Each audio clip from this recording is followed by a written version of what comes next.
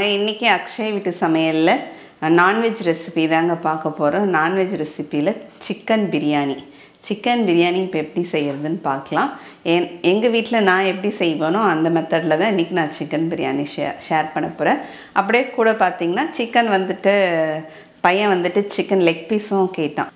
அதனால அதுவும் கொஞ்சம் ஃப்ரை பண்ண போகிறேன். அதையும் அப்படியே சேர்ந்தே பார்க்க போகிறோம். இப்போ வாங்க எப்படி செய்யறதுன்னு பார்க்கலாம். லெக் பீஸ் என்னது 65 என்னது? கிட்டத்தட்ட அப்படியே வறுவல், அது சும்மா அப்படியே ஃப்ரை தான். ஓகே. இப்போ பிரியாணிக்கு பார்த்திங்கன்னா நம்ம ஃப்ரெஷ்ஷாக மசாலா அரைச்சி தாங்க சேர்க்க போகிறோம். இப்போ அதுக்காக முதல்ல பார்த்திங்கன்னா மிளகா எடுத்திருக்கேன், காஞ்ச மிளகா. அரை கிலோ அளவுக்கு அரிசி எடுத்திருக்கேன். அதுக்கு தகுந்த மாதிரி தான் இப்போ மிளகா சேர்த்துருக்கேன். ஒரு 9 மிளகா அளவுக்கு சேர்த்துருக்கேன். அது கூடவே ஒரு 10 முந்திரி போல் சுட தண்ணி, நல்லா கொதிக்கிற தண்ணியை எடுத்து ஊற வச்சுருக்கேங்க. இது ஒரு அரை மணி நேரத்துக்கு முன்னாடியே நம்ம ஊற வச்சிடணும். சிக்கன் வந்து வறுக்கிறதுக்காக அதுக்கு மசாலா வந்து சேர்த்துடலாம். இப்போ ஒரு பவுலில் 1.5 கரண்டி அளவுக்கு தயிர் சேர்த்துக்கலாங்க. அது கூடவே பார்த்திங்கன்னா ஒரு 1/4 ஸ்பூன் மஞ்சத்தூள், 1 ஸ்பூன் வெறும் மிளகாத்தூள், 1.5 ஸ்பூன் பார்த்திங்கன்னா காஷ்மீரி மிளகாத்தூள் சேர்த்துக்கலாம். 1/2 ஸ்பூன் வந்துக்கு சீரகத்தூள் சேர்த்துக்கலாம். அப்புறம் கூடவே இன்னொரு 1/2 ஸ்பூன் வந்துட்டு மிளகுத்தூள் சேர்த்துடலாங்க. உங்களுக்கு விருப்பப்பட்டிங்கன்னா இதில் ஒரு 1/2 ஸ்பூன் கரம் மசாலா தூள் கூட சேர்த்துக்குங்க. இன்றைக்கி நான் சேர்க்கல. ஒரு 3/4 ஸ்பூன் அளவுக்கு உப்பு சேர்த்துருக்கேன். சேர்த்துட்டு இதை வந்துட்டு நம்ம அப்படியே மிக்ஸ் பண்ணி விட்டுடலாம். அந்த கலவையை கலந்து விட்டுட்டு அப்படியே வந்துட்டு நம்ம கழுவி வச்சுருக்க அந்த லெக் பீஸை வந்து சேர்த்துடலாம். சேர்த்துட்டு பிசறிக்கலாங்க. அந்த கட் பண்ணி விட்டுருக்கிற இடத்துலலாம் அந்த மசாலா போயிட்டு நல்லா இதாகணும். இப்போ இது கூடவே நான் இன்னும் இஞ்சி பூண்டு விழுது சேர்க்கல. அதனால் இஞ்சி பூண்டு விழுது 1 டேபிள் ஸ்பூன் அளவுக்கு இஞ்சி பூண்டு விழுது சேர்த்துடலாங்க. அது கூடவே பார்த்திங்கன்னா ஒரு அரை மூடி எலுமிச்சை பழமும் சேர்த்துடலாம். சேர்த்துட்டு அதையும் நல்லா இது கூடவே சேர்த்து பிசறி விட்டுடலாங்க. எனக்கு சிக்கனில் பார்த்திங்கன்னா மிளகாத்தூள் கொஞ்சம் கம்மியாக இருக்கிறதுனால நான் திரும்பியும் ஒரு 1.5 ஸ்பூன் அளவுக்கு வெறும் மிளகாத்தூள் சேர்த்துருக்கேன். சேர்த்துட்டு இப்போ வந்துட்டு நல்லா மிக்ஸ் பண்ணி விட்டுறலாம். இப்போ நம்ம கலந்து வச்சுருக்க அந்த சிக்கன் வந்து ஒரு அரை மணி நேரத்துலேருந்து 1 மணி நேரம் வரைக்கும் நமக்கு நல்லா ஊறணும். இப்போ பிரியாணிக்கு அரிசி ஊற வச்சிடலாங்க. இன்றைக்கி நான் எடுத்துருக்கிற அரிசி வந்து சீரக சம்பா அரிசி தான் எடுத்திருக்கேன். 3 இப்போ வந்துட்டு 3.5 கிளாஸ் அளவுக்கு அரிசி எடுத்திருக்கேன். இந்த அரிசி வந்து பார்த்திங்கன்னா கிலோ கணக்கில் 1/2 கிலோ அளவுக்கு இருக்குது அரிசி. இப்போ இதை நம்ம கழுவிட்டு நம்ம வந்துட்டு இதை ஊற வச்சிடலாம். ஒரு அரை மணி நேரமாச்சும் நமக்கு ஊறணும் அரிசி பிரியாணிக்கு. இப்போ பிரியாணிக்கு வெங்காயம் தக்காளி பார்த்திங்கன்னா 1/2 கிலோ அரிசிக்கு. இப்போ நான் சின்னதாக இருக்கிறதுனால ஒரு 5 வெங்காயம் எடுத்துருக்கேங்க. வெங்காயம் கொஞ்சம் பெருசாக இருந்துச்சுன்னா 4 வெங்காயம் எடுத்துங்க. தக்காளி 2 தக்காளி எடுத்துக்கலாம்.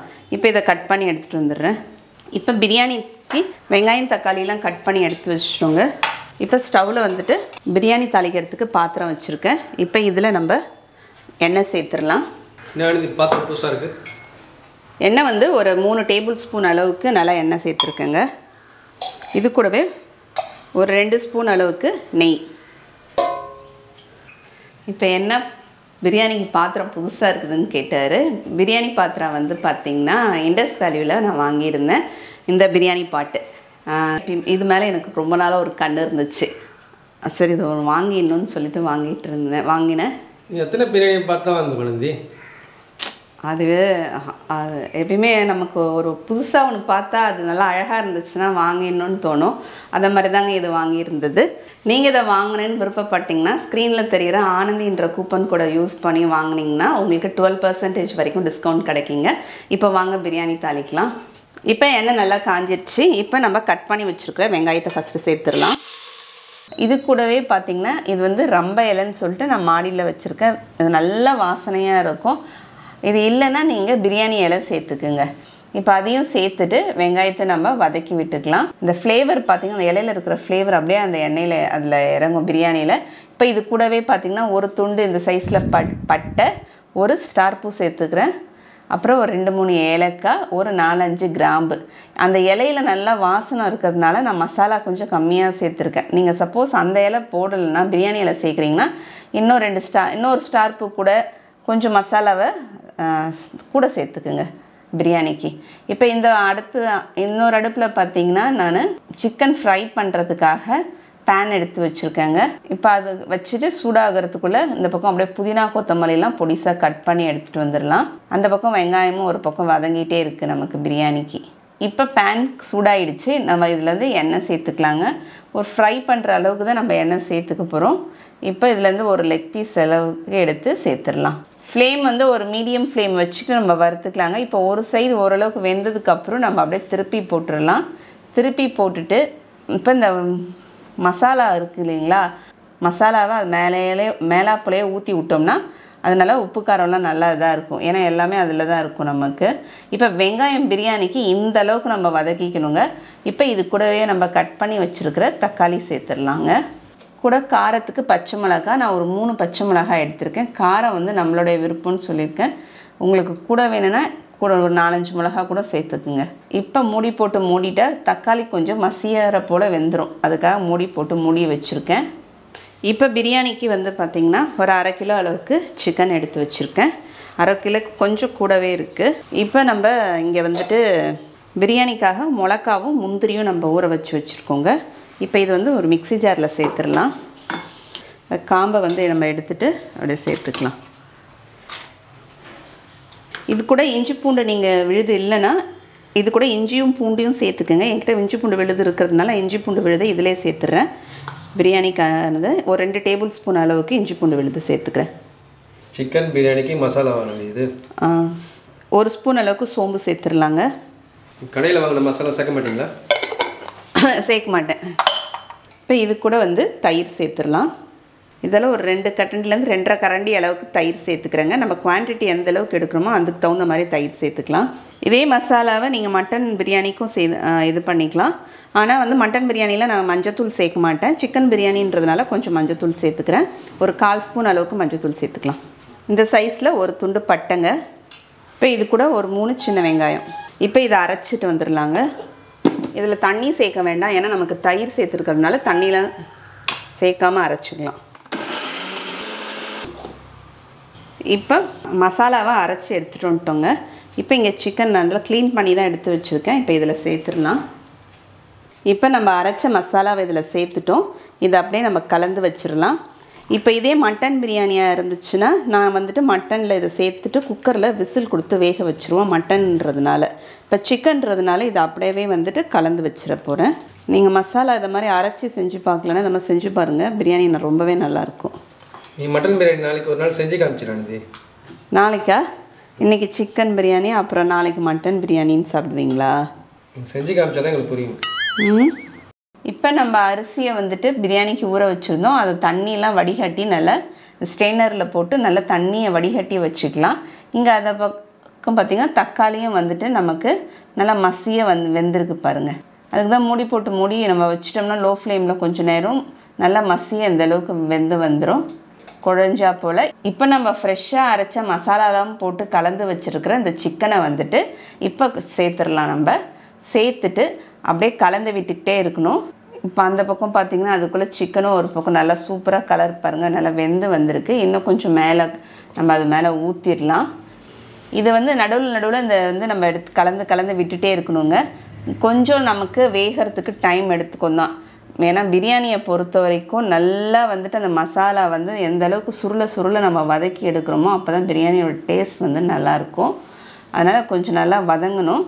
இப்போ சிக்கன் வந்துட்டு 2 பக்கமும் நல்லா ஃப்ரை ஆயிடுச்சு. இப்போ இதை எடுத்துடலாம்.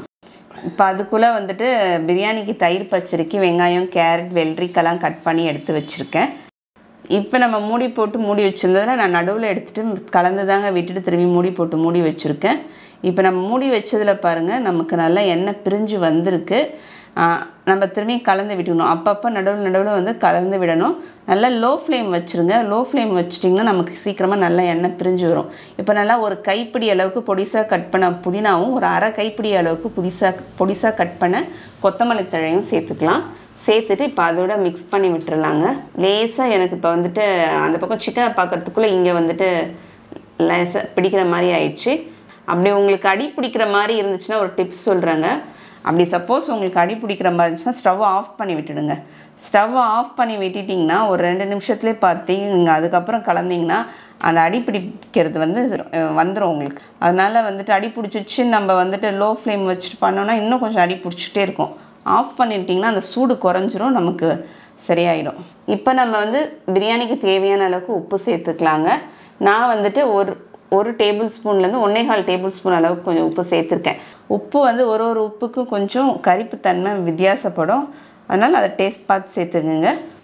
இப்போ வந்து நம்ம புதினா கொத்தமல்லிலாம் போட்டு ஒரு 2 நிமிஷம் லோ ஃப்ளேமில் மூடி வச்சுருந்தோங்க. இப்போ ஓப்பன் பண்ணிடலாம். நல்லா எண்ணெய் பிரிஞ்சு வந்திருக்கு பாருங்கள்.